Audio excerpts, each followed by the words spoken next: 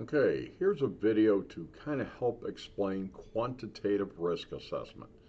Now, what you need to know when it comes to quantitative questions, basically there is going to be a dollar value assigned. Now, there is no score assigned. The only place a score gets assigned on this exam is going to be in the risk register.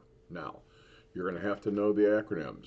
Of course, you're going to have AV, which is asset value, EF, which is exposure factor, SLE, which is single loss expectancy, ALE, which is annual loss expectancy, and the final one, which is going to be ARO, annual rate of occurrence, how many times did it happen per year.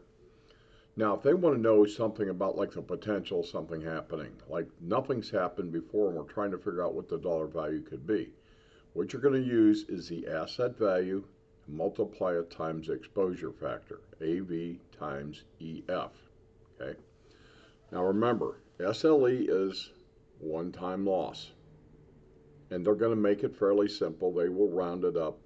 But yes, there is no calculator on the exam. Now the ARO is how many times could it possibly happen per year? Okay. If it happens twice a year, then the ARO equals 2. If it happens once every 4 years, it's going to be 0.25. If it's 5 years, it's going to be 0.20. You get the idea. Now, one of the ways we're going to do here is what we're going to do is figure out the annual loss expectancy. And I kind of set up a little bit of a scenario here. The server repair cost $2,500 and there was an additional loss of $1,500 of downtime while it was being repaired. That ends up being a total of $4,000, okay? Well, it happened over a 5-year period. So we've got $4,000, which is the single loss expectancy. We have the ARO of 0.20 because it was over a 5-year period.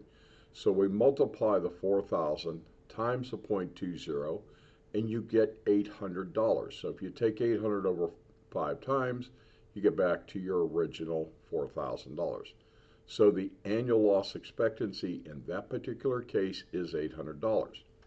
Now, if they want to figure out the single loss expectancy, and they could call it something like the average, you're going to have to take the annual loss expectancy, divide it by the annual rate of occurrence, and you will receive your single loss expectancy or your average. Okay, they could ask it either way. So let's say we got something that's the annual loss expectancy ended up being $8,000 over the year. Maybe we had 4 separate incidences.